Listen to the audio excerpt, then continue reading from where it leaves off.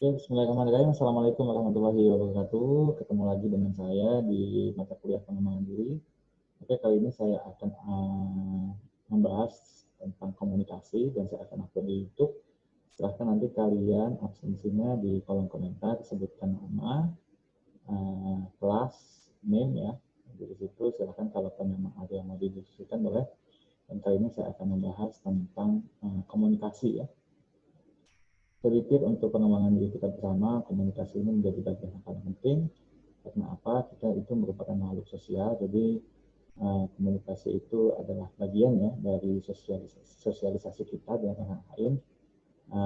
Bagaimana membentuk komunikasi antara kita sesama kita, antara kita dengan anak kecil, antara kita dengan orang tua. Memang di situ membutuhkan komunikasi yang baik supaya tidak salah persepsi antara satu dengan yang lain. Di sini saya akan coba membahas sedikit tentang komunikasi supaya pengembangan diri kalian nanti ketika kalian sudah selesai kuliah ataupun dalam posisi kuliah selesai itu, kalian akan berkomunikasi atau berinteraksi sesama kalian akan berkomunikasi bagaimana caranya dengan dosen, dengan teman-teman sekeliling, dengan sivitas akademika. Itu merupakan hal yang sangat penting ya, sehingga kita harus membentuk komunikasi yang baik. Nah, sebelum itu kita harus tahu dulu nih apa itu definisi komunikasi ya. Kata atau istilah komunikasi dari bahasa Inggris atau communication secara etimologi atau menurut asal katanya itu adalah berasal dari kata Latin communicatus ya. Berasal dari kata Latin communicatus dan perkataan ini bersumber pada komunis. Dalam kata komunis ini berarti memiliki makna bisa berbagi, menjadi milik bersama, yaitu suatu usaha yang memiliki tujuan untuk kebersamaan atau kesamaan makna ya. Jadi memang ini asalnya seperti itu. Nah, komunikasi secara terminologis merujuk pada adanya proses penyampaian suatu pernyataan oleh seorang kepada orang lain. Jadi dalam pengertian ini yang terlibat dalam komunikasi itu adalah manusia. Kita pasti akan berkomunikasi dengan orang lain, walaupun dengan pengembangan teknologi saat ini kita bisa berkomunikasi jarak jauh, kita bisa berkomunikasi secara online, itu adalah bentuk komunikasi. Nah, Lesmond mengatakan bahwa cara yang baik untuk menjelaskan komunikasi ialah dengan menjawab pertanyaan sebagai berikut. Yang pertama itu menjelaskan bahwa komunikator siapa yang mengatakan itu. Terus setelah itu kita harus mengetahui pesan apa yang disampaikan. Ya. Lalu selanjutnya itu ada media apa yang digunakan. Komunikan itu kepada siapa, interaksi ini kepada siapa, terus efek dampak dari komunikasi tersebut. Nah, biasa komunikasi ini juga menjadi bagian yang vital ya. Orang akan melihat kita bagaimana cara berkomunikasi kita dengan orang lain. Nah, apabila komunikasi kita itu sudah baik, maka orang itu akan menerima kita dengan sangat baik. Ya. Apabila komunikasi kita tidak baik, orang akan muncul stigma-stigma negatif, ya, orangnya seperti ini nih. Karena memang komunikasi yang disampaikan oleh kita itu tidak sesuai ataupun tidak seharusnya. Nah, di sini ada proses komunikasi. Proses komunikasi secara primer itu adalah proses penyampaian pikiran dan atau perasaan seseorang kepada orang lain dengan menggunakan lambang atau simbol media ya. Lambang sebagai media primer dalam proses komunikasi adalah pesan verbal atau bahasa, dan pesan nonverbal atau gestur ya, isyarat, gambar, warna, dan lain sebagainya yang secara langsung dapat mampu menerjemahkan pikiran atau perasaan komunikator kepada komunikan. Ya. Komunikan ini berarti yang menerima komunikasi kita. Jadi di sini proses komunikasi itu bisa secara primer ya, bisa sebagai simbol, lambang, bisa juga sebagai verbal, bahasa, bisa juga nonverbal ya. Nonverbal berarti ya tidak menggunakan bahasa tapi menggunakan bahasa isyarat ya.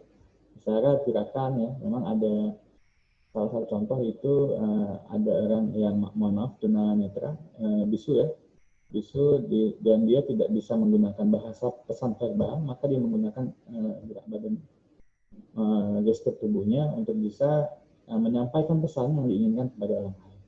Nah, proses ini juga penting buat kita bagaimana supaya apa yang kita sampaikan kepada orang lain itu tidak menyinggung perasaannya, apa yang kita ingin sampaikan itu bisa diterima dengan baik, sehingga perlu komunikasi yang baik.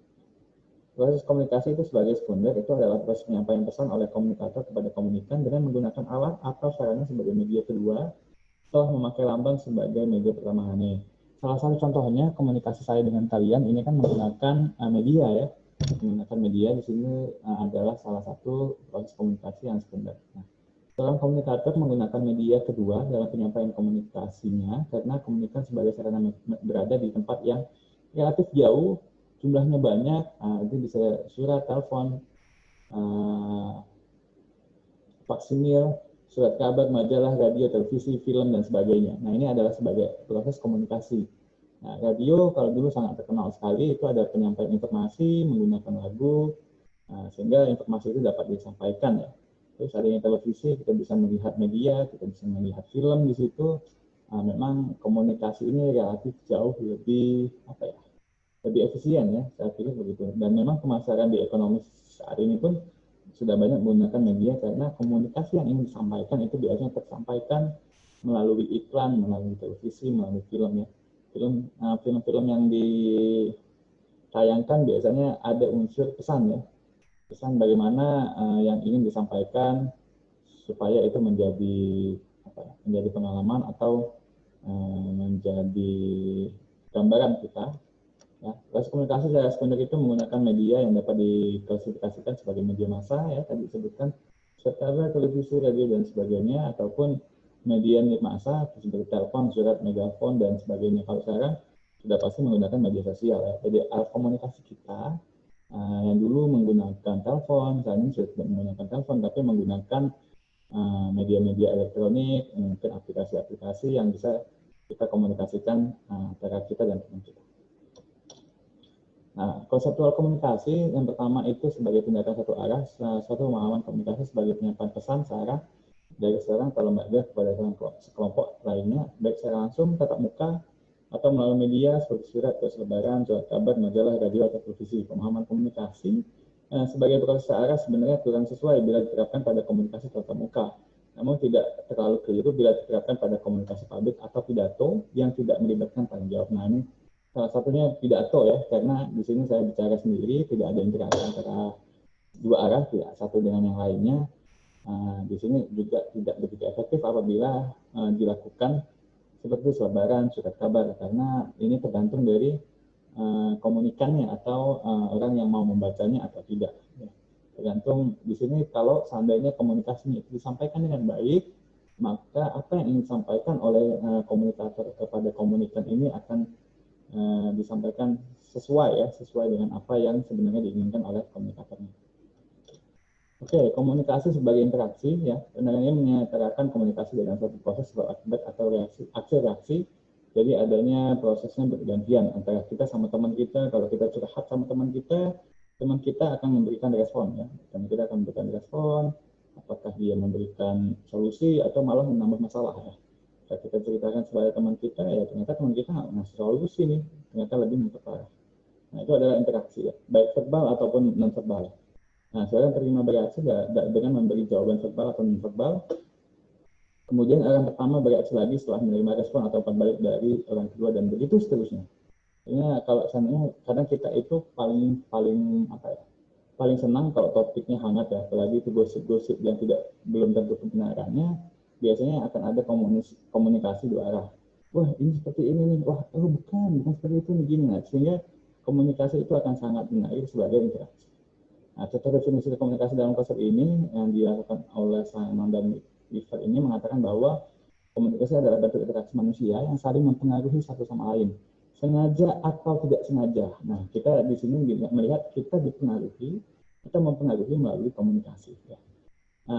Yang tidak terbatas pada bentuk komunikasi verbal, tapi juga dalam hal ekspresi muka, lukisan, seni, dan teknologi.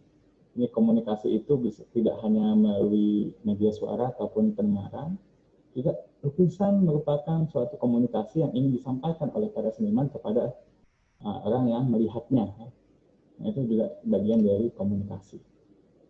Di sini ada komunikasi sebagai transaksi. Pandangan ini menyatakan bahwa komunikasi adalah proses dinamis secara sinambungan mengubah pihak-pihak yang berkomunikasi. Nah, berdasarkan pandangan ini, maka orang yang berkomunikasi dianggap sebagai komunikator yang secara aktif mengirimkan dan menafsirkan pesan setiap saat mereka memberikan pesan verbal ataupun pesan verbal. Berarti adanya output ya, output yang dihasilkan kalau kita diskusi, maka akan menghasilkan suatu gagasan ya, satu gagasan itu merupakan komunikasi sebagai transaksi sehingga di situ ada outputnya, ada outputnya. Kalau kita bicara sama teman kita, kalau lagi terakhir mungkin skripsi ada outputnya, wah ternyata selesai skripsi saya, itu disebut dengan komunikasi sebagai transaksi. Karena menghasilkan output, apalagi kalau kalian bisa berkomunikasi sebagai penjual di media sosial, nah itu sebagai komunikasi sebagai transaksi karena ada outputnya. Nah sedangkan untuk interaksi ini tidak ada outputnya. Sedangkan kalau transaksi pasti ada output. Oke. Untuk fungsi komunikasi ini, yang pertama itu sebagai komunikasi sosial, yang awal tadi saya sebutkan, memang kita itu adalah makhluk sosial. Ya. Komunikasi sosial setidaknya mensyaratkan bahwa komunikasi itu penting untuk membangun kuasa diri kita, aktualisasi kita, ya, untuk kelangsungan hidup kita, untuk memperoleh kebahagiaan. Jadi biasanya orang yang sering ngomel, ya, terutama emak-emak, itu biasanya ya cukup dia ngomel, tapi di situ dia bahagia ya. Mungkin biasanya itu emak-emak yang sering ngomel, apalagi orang tua kita ya, emak kita ya pasti lebih banyak ngomelnya dibandingkan bapak kita. Jadi tapi di situ mengekspresikan diri, mengaktualisasikan diri kalau seandainya orang tua kita itu sayang kan. Oke, terhindar dari tekanan dan keterangan sehingga kalau kita sering berkomunikasi maka ketegangan ataupun tekanan yang ada dalam diri kita itu akan keluar antara lain lewat komunikasi yang bersifat menghibur dan mengungkap hubungan-hubungan orang lainnya. Di sini ya memang kalau kita mau kalau nanti kalian sudah berhubungan, sudah memiliki rumah tangga, maka komunikasi itu penting. Komunikasi itu penting untuk mengungkap hubungan supaya adanya keterkaitan antara kita.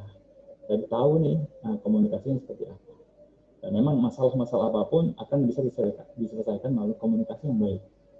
Melalui komunikasi kita bisa bersama dengan anggota masyarakat, ya, keluarga, kelompok belajar, perguruan tinggi, RT, desa, dan siapapun secara keseluruhan untuk bisa mencapai tujuan bersama. Nah, ini adalah komunikasi sosial. Bagaimana kita berbicara dengan tetangga kita, dengan orang yang profesinya mungkin tidak sama dengan kita, itu harus ada caranya ya komunikasinya supaya kita lebih baik. Jangan mentang-mentang kita nih hebat, kita seolah-olah menunjukkan diri kita hebat, tidak. Jadi komunikasi yang baik itu komunikasi yang bisa bekerjasama antara anggota masyarakat, antara tetangga-tetangga kita, rekan-rekan kerja kita, ataupun teman-teman kita. Ya. Nah, yang B itu sebagai komunikasi yang ekspresif. Komunikasi berfungsi untuk menyampaikan perasaan-perasaan emosi kita. Ya, perasaan-perasaan tersebut terutama dikomunikasikan melalui pesan-pesan non-verbal. Ya. Biasanya kalau ekspresif itu ya kalau kita marah ya muka kita akan flat bahkan mungkin lebih sangar ya dengan wajah kita. Ya. Ataupun perasaan sayang, peduli, rindu, simpati, gembira, sedih, takut, prihatin, marah, dan benci tadi yang dapat disampaikan lewat kata-kata, namun bisa disampaikan secara lebih ekspresif lewat perilaku dan verbal. Yaitu adalah sebagai komunikasi yang ekspresif ya. Jadi kita lebih wow gitu kan. Jadi kalau lagi sedih ya kita mengekspresikannya mungkin yang menangis. Kalau kita takut mungkin wajah kita pucat ya. Kalau kita prihatin kita merasa iba untuk bisa membantu dan segala macamnya. Nah, orang dapat menentukan kemarahannya dengan mengumpat, mengepal tangan, seraya melototkan matanya ya. Terus mahasiswa memprotes kebijakan penguasa negara dan penguasa kampus dengan melakukan demonstrasi. Nah, ini yang dilakukan saat ini ya. Saat ini dengan adanya disahkannya undang-undang cipta kerja, ada beberapa yang melakukan demonstrasi karena memang mengekspresikan hati nuraninya untuk bisa tersampaikan kepada penguasa negara. Sehingga di situ ya mudah-mudahan kondisi ini bisa cepat dikendalikan dan kita bisa mendapatkan manfaat. Oke, yang selanjutnya itu sebagai komunikasi ritual ya. Suatu komunikasi sudah melakukan upacara berlainan sepanjang tahun ya dan sepanjang hidup yang disebut para antropolog sebagai rite of passage, mulai dari upacara kelahiran, sunatan, ulang tahun, pertunangan, siraman, pernikahan, dan yang lain-lain. Nah, dalam acara itu orang mengucapkan kata-kata dan perilaku tertentu yang bersifat simbolik ya. Kalau ritual berarti ya saya kasih hadiah. Ya, hadiah, komunikasinya berupa hadiah, atau di sini juga bisa ritual-ritualnya itu membaca kitab suci. Kalau kita sebagai umat muslim yang baca Al-Quran, atau yang beragama lain ya dengan kitabnya masing-masing.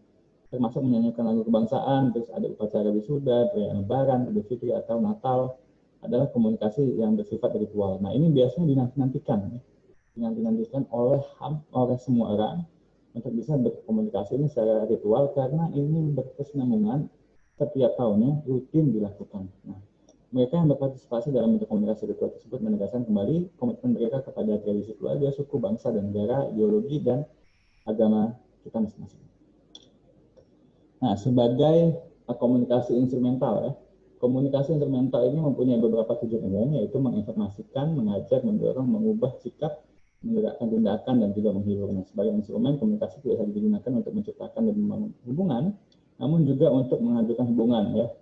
Ini juga komunikasi kalau tidak baik ya juga akan menghancurkan hubungan yang sudah kita bina sama-sama ya, apalagi masa-masa kalian nih, masa-masa remaja ya, biasanya ya gitu lah, satu dengan satu komunikasinya tidak baik, putus dengan alasan tidak cocok. Nah, padahal memang sebelum-sebelumnya itu terjadi karena tidak adanya komunikasi. Nah, bagaimana dengan komunikasi verbal ya? Komunikasi verbal itu adalah proses penyampaian pikiran, pesan, atau permasalahan kepada orang lain dengan menggunakan simbol yang menggunakan satu kata ataupun lebih ya. Medianya bisa bermacam-macam. Di sini yang pertama itu jenis komunikasi verbal, berbicara dan menulis. Nah, kalau berbicara berarti itu komunikasi verbal, sedangkan menulis itu adalah verbal non vokal. Jadi kalau biasanya kalian nanti akan dua-duanya kalian gunakan, berbicara dan menulis ya. Bagaimana nanti kalian mempertanggungjawabkan apa yang sudah kalian tulis ya dari tugas akhir kalian. Nah, contoh komunikasinya verbal vokal itu presentasi ya, sama seperti ini dalam rapat. Contoh komunikasi verbal non vokal itu bisa surat menyurat ataupun kita membuat skripsi, itu adalah komunikasi verbal non vokal. Nah, selanjutnya itu ada jenis mendengarkan dan membaca. Nah, untuk supaya kita banyak tahu, kita banyak mendengar, kita banyak membaca, baru kita banyak berbicara, juga bisa banyak menulis. Nah, memang komunikasi yang baik harus lebih banyak mendengar, lebih banyak membaca ya. Nah, mendengar semata-mata memungut getaran bunyi, sedangkan mendengarkan adalah mengambil makna dari apa yang sudah dengar. Ya. Itu ada mendengarkan melibatkan proses yaitu mendengar, memperhatikan, memahami, mengingat. Membaca adalah suatu cara untuk mendapatkan informasi dari sesuatu yang ditulis. Jadi kita bisa baca. Nah, komunikasi non verbal adalah kebalikan dari komunikasi verbal, yaitu proses penyampaian pesan kepada orang lain dengan tidak menggunakan kata-kata yang tadi saya sebutkan, tunanetra, tidak bisa berbicara, tapi dia menggunakan gerak tubuhnya. Semua gerakan tubuh manusia mempunyai suatu makna dan tidak ada gerakan yang kebetulan. Contoh, angkat alis ya, angkat alis diartikan tidak percaya. Jadi kalau komunikasi begitu kita mendengarkan orang lain, kita nggak percaya. Biasanya saya spontan demikian. Nah, memukul dahi karena lupa gitu kan, atau mengatur-ngatur jari kalau kita lagi kondisi tidak sabar. Nah, itu adalah kebiasaan-kebiasaan komunikasi yang bisa kita lihat. Dan saya pikir begini, komunikasi ini adalah hal yang wajib ya, yang kita kuasai. Jadi ketika kita bertemu orang lain, bagaimana komunikasi itu bisa kita gunakan dengan sangat baik ya. Mungkin kita bisa belajar dari banyak hal, bisa belajar dari organisasi, kita juga bisa belajar dari orang yang lebih tua, kita juga bisa berkomunikasi atau belajar komunikasi dengan anak kecil ya, siapapun lah kita bisa belajar bagaimana komunikasi itu bisa berjalan dengan baik supaya tidak jadi kesalahpahaman. Dan sehingga komunikasi itu menjadi bagian penting suatu hubungan ya, hubungan kita sama teman, hubungan kita sama orang tua, hubungan kita sebagai dosen mahasiswa dan sebagainya. Jadi gunakan komunikasi yang baik ya, komunikasi yang baik supaya nanti kita kedepannya bisa diterima. Ya, kalau kalian nanti cita-citanya mau jadi pengusaha, harus ada komunikasi yang baik antara penjual dengan pembeli ya. Dan komunikasinya malah bapak ini banyak maunya, ibu ini banyak maunya, beli enggak gitu kan. Jadi harus ada komunikasi yang baik supaya itu melatih mental kita, melatih diri kita untuk bisa siapa yang kita ajak lawan bicaranya. Tapi itu butuh proses ya menurut saya. Dan itu tidak mudah. Tapi bisa kita lakukan bagaimana berkomunikasi itu dengan baik sesama kita, yang lebih tua, yang lebih muda daripada kita. Tapi yang jelas kita harus mendengar, lebih banyak mendengar, saat kita banyak membaca, itu balik kita coba berbicara dan menulis. Nah, itu adalah hal yang penting dalam membentuk komunikasi. Seperti contoh gini, anak kecil itu dia sebelum dia berbicara, dia mendengar. Setelah dia mendengar, dia akan membaca sekelilingnya. apa yang terjadi nih. Nah, setelah itu baru dia berbicara. Ya, itu anak kecil. Anak kecil itu adalah pengikut yang baik. Dia akan mendengarkan dulu, dia akan melihat situasi, membaca situasi, setelah itu baru dia berbicara. Nah, ya, itu yang terjadi ketika anak kecil melihat sesuatu, sehingga komunikasinya akan berjalan dengan sangat baik. Oke, harapan saya mudah-mudahan komunikasi kalian bangun dimulai saat ini menggunakan media sosial dengan bijak, ya, mengetik kata-kata kepada teman dengan baik, kepada dosen seperti apa, harus disesuaikan ya, komunikasi kita dengan orang lain itu harus disesuaikan. Apa yang harus kita komunikasikan dengan orang lain yang seperti apa. Ada yang komunikasinya sifat resmi, ada yang komunikasinya sifat ya santai, kalau teman kan biasa aja kan, biasa maki-maki sama teman pun tidak apa kan, tapi jangan sampai maki ke dosen, itu akan jadi masalah buat kalian. Ingat, kalian harus menyesuaikan. Komunikasi kalian harus lebih baik, harus lebih dijaga ya, semoga supaya apa yang kita komunikasikan kepada orang lain itu tidak menyinggung orang lain sehingga orang lain membenci kita. Oke, terima kasih atas atensinya. Jangan lupa absen di kolom komen. Nanti saya akan tulis di presensi online-nya. Terima kasih, mudah-mudahan ini dapat bermanfaat buat kalian. Assalamualaikum warahmatullahi wabarakatuh.